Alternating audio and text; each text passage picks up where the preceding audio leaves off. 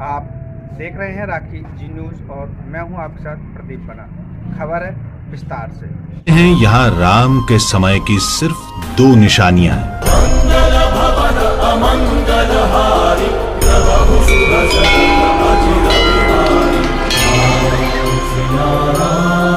एक है पतित पावनी सरयू, दूसरी अयोध्या की माटी। इसके सिवा जो है वो है पुनरुद्धार। तो क्या है इस आध्यात्मिक और आत्मीय स्नेह केंद्र का संपूर्ण अध्याय?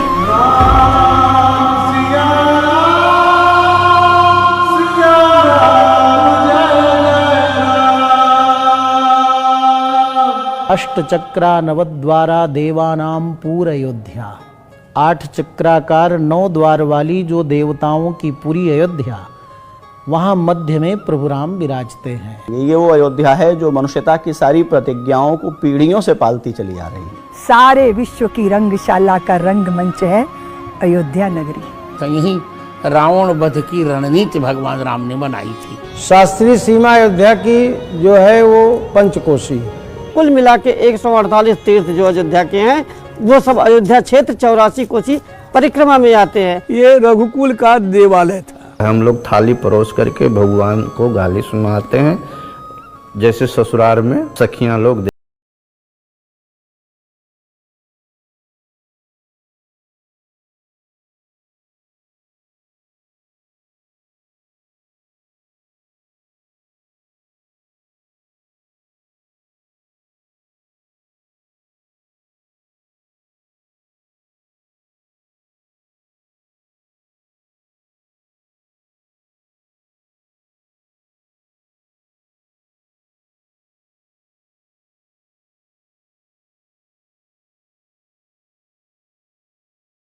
आया है जब वो चरित्र और व्यवहार में प्रमाणित होता है तो उसके प्रति जो हमारी आस्था थी वो प्रत्यक्ष हो जाती है।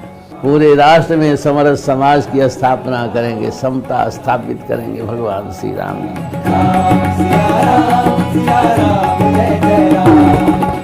संस्कृति एक दूसरे को जोड़ती है और उस समन्वयवादी दृष्टिकोण के लिए, उस सामंजस्य के लिए प्रभु श्री राम से बड़ा कोई तत्व नहीं हो सकता, कोई बिंदु नहीं हो सकता।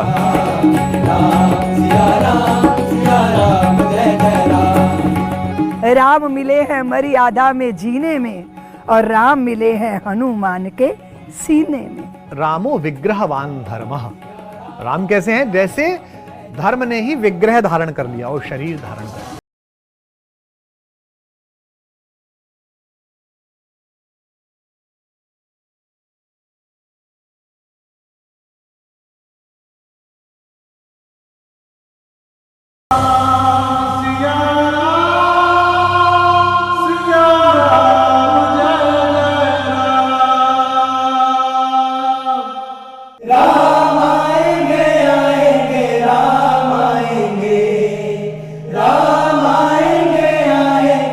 ऐसी है मेरी अयोध्या।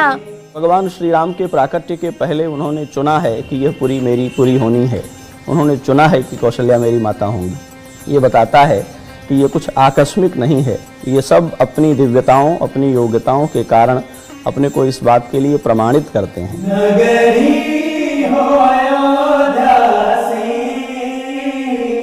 रघुकुल सा घराना हो, और चरण हो राघव के, जहाँ मेरा ठिकाना हो। राम राम जय राजा राम, राम राम जय सीता राम। सागर जैसा विशाल, सूर्य जैसा प्रकाश, जहां है निरंतर शांति और अनंत मिठास, ये है हरि का धाम। कहते हैं यहां के कण कण में राम है। राम राम राम श्री राम, राम राम राम, राम राम राम श्री राम, राम राम। अयोध्या से पश्चिम में 11 किलोमीटर दूर चलने पर ये स्थान आता है। सरयू घाट के किनारे टीले पर बना है हरि स्मृति मंदिर, जिसके गर्भगृह में अप्रतिम प्रतिमाएं हैं। लेकिन इन सब में भगवान हरि यानी विष्णु के इस विग्रह की आकृति और कथा सबसे अद्भुत है। यहाँ आप देखेंगे तो भगवान चक्रहरि के रूप में भगवान नारायण की 2000 वर्ष पुरानी प्राचीन प्रतिमा विग्रह के रूप में यहाँ स्थापित है, जिसमें उनके 10 अवतारों को दिखाया गया है। ऊपर उनके मत्स्य अवतार, फिर कूर्म अवतार, फिर नरसिंह अवतार, फिर वामन अवतार इत्यादि रूपों को दिखाते हुए भगवान के चारों हाथों में शंख, चक्र, गदा और पद्म का निरूपण किया गया है, जिसको चक्रहरि मंदिर कहते हैं। वो उसमें जो ईंट वहाँ से निकली है, उसके ऊपर में कुछ और कर दिया गया है, लेकिन वो जो रहा है उससे पता लगता है कि ये काफ़ी पुराना है। हो सकता है कि अयोध्या में इतनी पुरानी मूर्ति और किसी मंदिर में ना हो।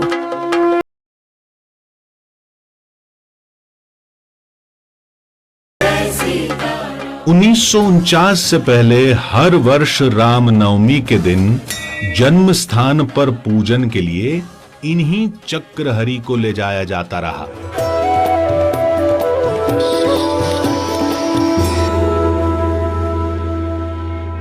उस समय तो हम लोग इसको चरण पादुका मंदिर समझते थे, और हम लोग को जो कहानी बताई गई थी वो ये थी कि रामचंद्र जी यहाँ पर अपना पादुका छोड़कर और फिर विलीन हो गए थे सरयू माँ में।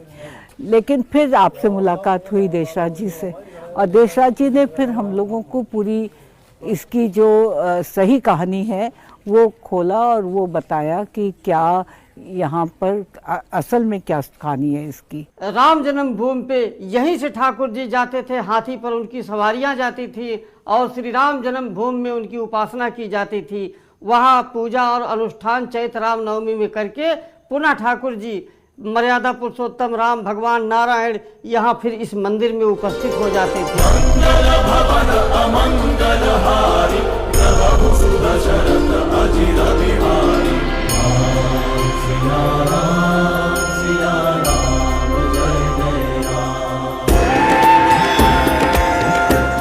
जन्म स्थान पर पूजे जाने वाले चक्रहरि के विग्रह का वर्णन स्कंद पुराण में भी मिलता है। मान्यता है कि भगवान विष्णु का यहां निवास है। कथा यह है कि जब दैत्यों और देवताओं में युद्ध हुआ तो देवताओं के लिए तपस्या करने, प्रार्थना करने भगवान विष्णु यहां गुप्त रूप में आए, इसलिए इसे गुप्त हरि कहा जाता है। और ऊपर जो चक्रहरि है वहां भगवान विष्णु का पहले आते वक्त एक सुदर्शन चक्र गिर गया था, इसलिए उसे चक्रहरि कहा जाता है। यहां गुप्त हरि में ही का मान्यता है कि भगवान राम भी तपस्या करते थे, क्योंकि हरि का स्थान पहले ही यहां था, वो भी गुप्त रूप में तपस्या करते थे और ये उनके चरण चिन्ह। जैसे प्यासी धरती पे वर्षा हो जाए, जैसे किसी का खोया धन मिल जाए, जैसे प्रिय को प्रेमिका मिल जाए, जैसे पिन्हाई हुई गैया बछड़ा पाके धन्य हो जाए, ऐसे धरती धन्य हुई, देवता धन्य हुए, सुजन शक्तियां धन्य हुई, और ये सौभाग्य मिला अयोध्या नगरी को। राम राम जय राजा राम, राम राम जय सीता राम। अयोध्या में राम लला का जन्म स्थान, यहां विग्रह प्राकट्य की मान्यता 23 दिसंबर 1949 से शुरू हुई।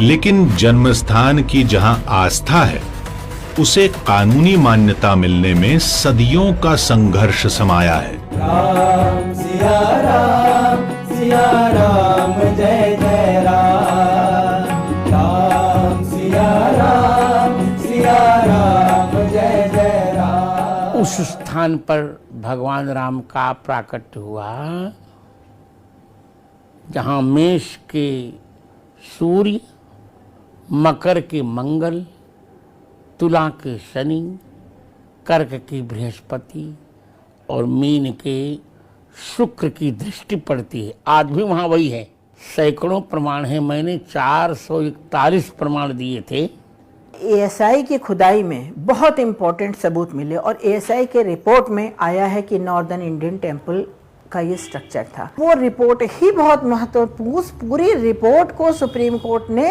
एज इट इज स्वीकार किया। वहाँ डाउट की, वहाँ शक और संदेह की कोई जगह ही नहीं, क्योंकि एएसआई की रिपोर्ट को वैज्ञानिक रिपोर्ट कहा जाता है। कोई समाज, कोई संस्कृति, कोई जाति, कोई व्यक्ति यदि एक अपने जीवन में व्रत, एक निष्ठा चुन ले और किसी भी परिस्थिति में उस निष्ठा का परित्याग नहीं करे, तो उसका संघर्ष कितना भी लंबा क्यों ना हो, उसे विजय प्राप्त हो जाती है और वो एक दिन अपने सत्य को विजयी होते हुए देख लेता है। श्री रामचंद्र कृपालु भज मन हरण भव भय दारुण। विज्ञान की तमाम तार्किकता राम नाम के समक्ष दरिद्र सी लगती है, लेकिन जो साक्ष्य सर्वोच्च अदालत की अग्नि परीक्षा में खरे पाए गए, उनमें कुछ का रिश्ता इस अमावा मंदिर से है। ये स्थान जो है अमावा मंदिर, ये रघुकुल का देवालय था। अयोध्या महात्म्य है जो ऑक्सफोर्ड यूनिवर्सिटी में रखी हुई है किताब, पांडुलिपि बल्कि, तो वो मैंने मंगवाई थी। एक बुकानन की रिपोर्ट है जो पहली बार मैंने वहाँ से मंगवाई थी। इसके अलावे 2 फॉरेन ट्रेवलर आए थे, उन्होंने चर्चा की है कि यही जन्म स्थान है। 1858 ईस्वी तक यहाँ पूजा पाठ चलता था, नमाज नहीं पढ़ी जाती थी, ये भी हमने सिद्ध किया। तो क्या हुआ कि जब अंग्रेज़ों का शासन आया, इस पहले ईस्ट इंडिया कंपनी का शासन था, तो अंग्रेज़ों के शासन काल में उन्होंने सबसे पहला काम किया कि बाहर पूजा पाठ करा दिया, कीर्तन भजन, और अंदर नमाज के लिए दे दिया। इसका बड़ा देश भर में विरोध हुआ और निहंग सरदार लोग आए थे, उन लोगों ने आकर के यहाँ पर कब्जा किया और सब जगह राम राम लिखा, और तब इन लोगों ने एक FIR किया था। उस FIR में लिखा है कि यहाँ पर सैकड़ों साल से ये राम जी का जन्म स्थान है और उनका ये निशान था, उनका प्रतीक था। तो इस 6 जब प्रमाण दिए गए तो उस प्रमाण के सामने उनका कुछ टीका नहीं। हमारे पास वो नक्शा भी है कि भगवान का जन्म स्थान कहाँ है।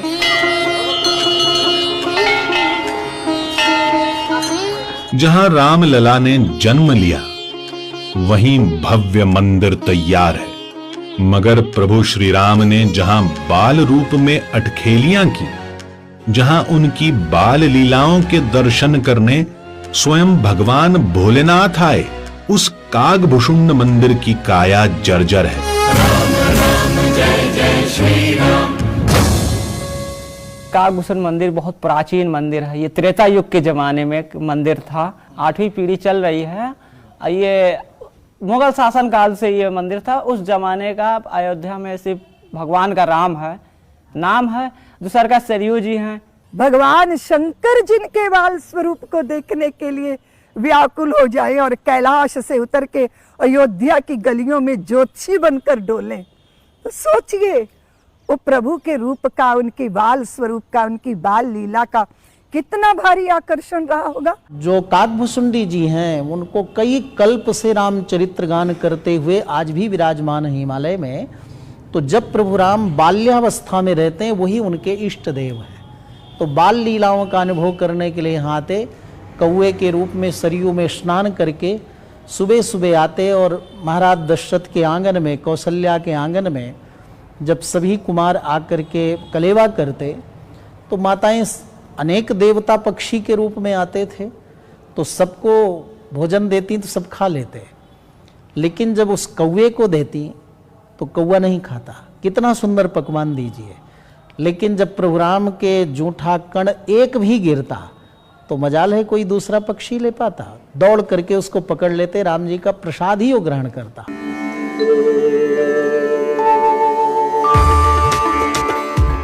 धर्म ग्रंथ के मुताबिक सबसे पहले राम कथा भगवान शिव ने मां पार्वती को सुनाई थी। तब वहां मौजूद एक कौवे ने भी राम कथा सुनी।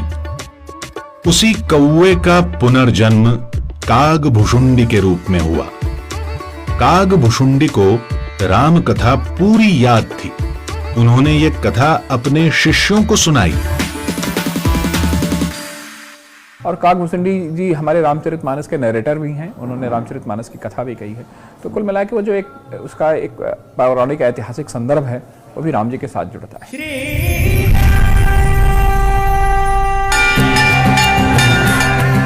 रामलला की बाल लीलाओं के दर्शन का एक प्रमुख केंद्र अयोध्या का काठिया मंदिर है। मणि रामदास छावनी के करीब बने इस मंदिर की कथा भी अद्भुत है। खोपड़ी खोपड़ी मति न्यारी, कोई साधु भगवान के बाल स्वरूप को पसंद करता है, कोई सीताराम जी की उपासना करता है, कोई लक्ष्मी नरसिंह भगवान की उपासना करता है, कोई शालिग्राम जी को। तो पहले जमात चला करती थी, अब जमातें बंद हो गई, सबने एक जगह ठाकुर जी स्थापित कर दी। तो यहाँ पर सभी स्वरूप के अंदर जो ठाकुर जी की सेवा है वो सब मिलेगी आपको।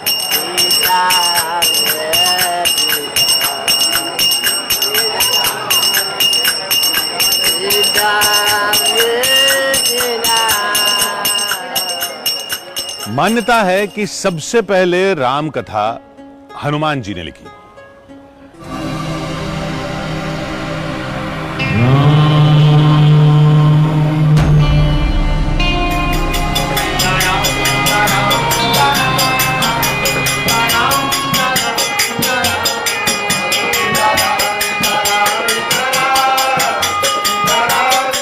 राम भक्तों की आस्था को पोषित और प्रगाढ़ बनाती है रामलला की ये छवि, ये विराट रूप जिसका न कोई आदि है न अंत। ईश्वर की जो अभिव्यक्ति है वो देश और काल के आयतन में नाम और रूप के माध्यम से होती है। अतीत और भविष्य कह करके हम समय को जो पहचानते हैं ये वस्तुतः परमात्मा ही है। उसकी जो भौगोलिक अवधारणा है उसको जब हम पहचानते हैं तो एक तो उसके विराट रूप की अवधारणा है जिसमें नदियां उसकी नाड़ियां हैं, पर्वत उसकी अस्थियां हैं और वृक्ष उसके रोए हैं। यह सारा जगत उसी का शरीर है। नमामि रामं रघुवंशनाथं। रामलला ने विराट रूप के दर्शन मां कौशल्या को दिए थे। अयोध्या के नरसिंहदास अखाड़ा मंदिर में प्रभु की इस लीला का विग्रह है। ये दिखरावा माता निज अद्भुत रूप अखंड, रोम रोम प्रतिलागे कोटि कोटि ब्रह्मांड। दिखरावा माता निज अपनी मां को अपना अद्भुत अखंड रूप दिखाते हैं। वो रूप कैसा है? रोम रोम प्रतिलागे कोटि कोटि, एक एक रोम में कोटि कोटि सहस्त्र ब्रह्मांड जैसा स्वरूप है। जिससे जुड़ी कथा है कि भगवान राम के विराट रूप को देख मां कौशल्या हतप्रभ रह गईं। मां कौशल्या की आश्चर्यचकित मुद्रा की मूर्ति में यही कथा दर्शाई गई है। उनका जब यह विराट रूप देखती हैं तो वो बहुत भयभीत हो जाती हैं। तब उनसे कहती हैं कि जय शिशुलीला अति प्रियशीला, यह रूप परम अनूपा। बाल लीला करें ना कुछ करें तो मां ने उनसे प्रार्थना करें कीजिए शिशुलीला। जब भय प्रकट कर आप कृपाला में पंक्ति आती ना कीजिए शिशुलीला, तो भगवान ने उसी तरह रोदन ठाना। भगवान ने स्वयं सोचा कि मैं रोता हूं और उसी प्रकार फिर घुटने चलते हुए भगवान जो है दशरथ के अजिर में आंगन में विहार करते हुए हमको दिखाई दिए। भ्राता लक्ष्मण, इसी आंगन में हम खेले हैं।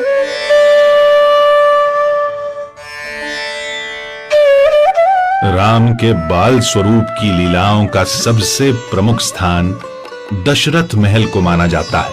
राम राम जय राजा राम, राम राम जय सीता राम। यहीं उनके नामकरण संस्कार की मान्यता है।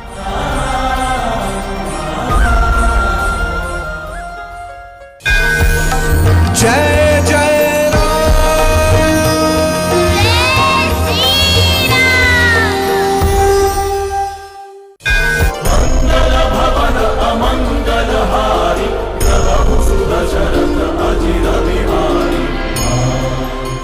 दशरथ महल से ही गुरु वशिष्ठ राम को शिक्षा के लिए ले गए थे।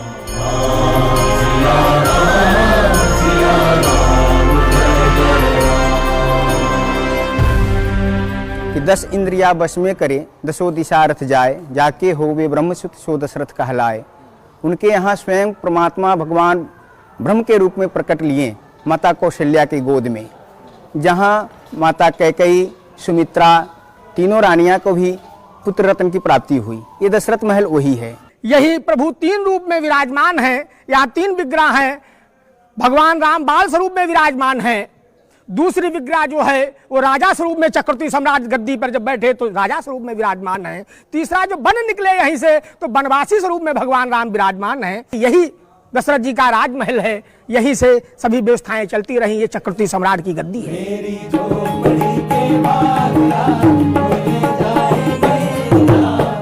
अयोध्या के रामकोट परिसर में मौजूद मंदिरों और किलों से कुछ दूर एक स्थान ऐसा भी है जिसे जगत जननी जानकी के प्रिय स्थल के तौर पर पहचाना जाता है, जिसे मणि पर्वत का नाम दिया गया। महाराज जनक ने विवाह के बाद जो बहुत सारा उपहार दिया था, वो उपहार यहाँ पर आया, लेकिन उसमें बहुत अनेक प्रकार के हीरे मणि माणिक्य सब थे।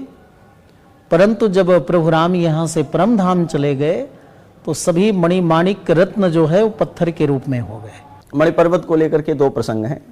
एक प्रसंग तो जो बहुत चर्चित है हमारे यहाँ, वो महाराज जनक का है कि बहुत सारी भेंट सामग्री और मणियाँ ला करके वहाँ उन्होंने स्थापित की थी। उसका एक दूसरा प्रसंग यह है कि जब महाराज रघु ने आक्रमण करना चाहा इंद्र के ऊपर, कौत्स के द्वारा मांगी गई भिक्षा उन्हें देने के लिए, तो उस समय इंद्र ने धन वृष्टि की, और वो धन वृष्टि इतनी अधिक थी कि वो महाराज रघु के लिए काम में नहीं थी। और उन्होंने कहा ये ब्रह्मचारी के निमित्त आई है तो ये धन हम ले नहीं सकते, तो वो सारा उन्होंने वहीं पर छोड़ दिया संरक्षित करके। तो महाराज इंद्र के द्वारा, देवराज इंद्र के द्वारा राजा रघु की प्रतिज्ञा पूरी करने के लिए मणियों की धन की वृष्टि की गई थी। उससे मणि पर्वत निर्मित हो गया और बाद में वो भगवान श्री सीताराम जी के विहार का स्थल बन गया। और भगवान के अयोध्या में जो विहार स्थल हैं उनमें प्रमोद वन और मणि पर्वत इत्यादि प्रमुख हैं।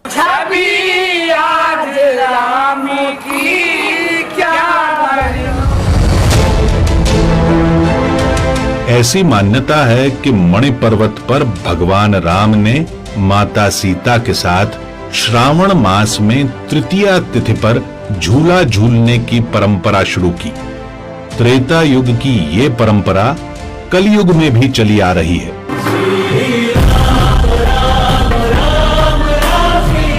मणि पर्वत पर भगवान झूला झूलते हैं तो वहीं श्रद्धालु मंदिरों में झूलन उत्सव का आनंद लेते हैं। अयोध्या में पूरे महीने सावन मेला चलता है, सावन झूला मेला। मान्यता यह है कि मणि पर्वत पर सबसे पहला झूला राजा दशरथ जी ने दिलवाया। तो उसका नाम सीता केल ही है। सीता केल यानी सीता जी के क्रीड़ा का स्थल। अयोध्या में सीता राम के प्रिय प्रसंग का केंद्र झुनकी घाट भी है। यहाँ सियाराम किला बना है। यहाँ का महत्व यह है कि नाम से ही आप परिचित हो गए होंगे कि सियाराम किला इस कारण में, जहाँ पर सिया राम जी का विश्राम स्थल था। जहाँ जब वो विहार करने के लिए अपने सखा के साथ या कभी माँ जानकी के साथ अकेले में विहार करने के विचरण करते थे, तो उनका ये विश्राम स्थल था। इस किले का निर्माण झुनकी बाबा ने करवाया था। तो हमारे महाराज जी जो विशेष थे, जब गुरुजी ने उनको वैराग लिए और गुरुजी जब भगवान से संबंध जोड़े, तो हमारे महाराज जी ने कहा कि गुरुजी, हम यदि भगवान के सखी हैं तो सिर्फ अंदरमुखी क्यों रहें, अंदरमुखी और बाहरमुखी हम दोनों रहें। तो बाबा ने, झुनझुनिया बाबा ने नाक में बुल्की धारण किया, सिंदूर किया, टिकुली किया, पैर में जो औरतों का पूरा भेष होता है वो उन्होंने धारण किया। और इसीलिए संतों ने उनका नाम, जब चलते थे पायल पहन करके तो वो आवाज़ आता था पैरों से, तो संतों ने उनका नाम झुनझुनिया बाबा रख दिया। रसिक भाव का भाव ये हुआ कि हम लोग अयोध्यावासी ना हो करके हम लोग कहाँ के हैं? तो जनकपुर वासी हैं। और राम जी का हम लोग साली कहिए, सरहज कहिए, या फिर जानकी जी की सखी के रूप में हम लोग उस प्रभु को स्मरण करते हैं। अब उसमें सखी होने के कारण सखी जी का हम लोग भगवान को गाली देने का भी अधिकारी हैं। हमारे महाराज जी का एक बना हुआ भजन है, अजी बाबू तोहर जरठ दुल्हा जुवती छथु मैया जी, अजी बहिनी छिनारी घुमतुन साधु के जमतिया जी, त्रिकोटि महल बीच दीन नाही रतिया जी, अजी कोटि सूर्य चंद्र देखी हरे दूर मतिया जी, अजी बाबा हो झुनकिया नाक डोल है बुलकिया जी, अजी गंगा हो जमुनमा बीच बह सरस्वतिया जी। तो इस पद में एक गाली श्लोक होता है, बाबू तोहर जरठा दुल्हा युवती छथु मैया जी, बहिनी छिनारी घुमतुन साधु के जमतिया जी। तो ये गाली दे करके, जैसे ससुराल में मेहमान को गाली दिया जाता है,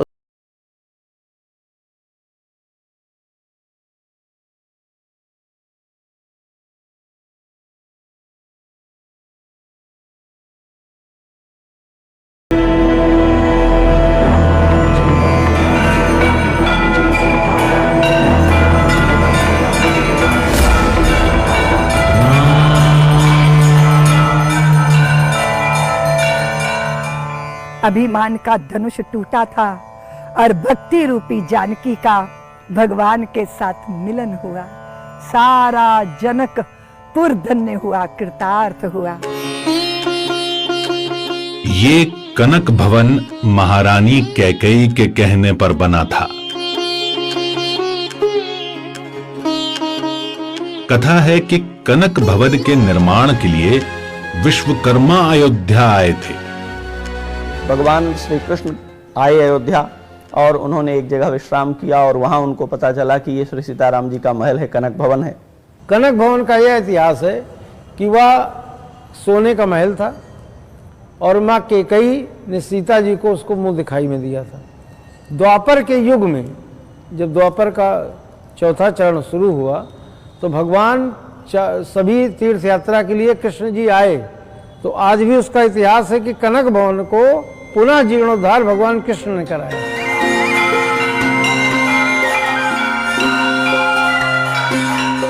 रामनगरी में प्रमुख सिद्धपीठों में एक अशरफी भवन सिद्धपीठ है। श्री राम जय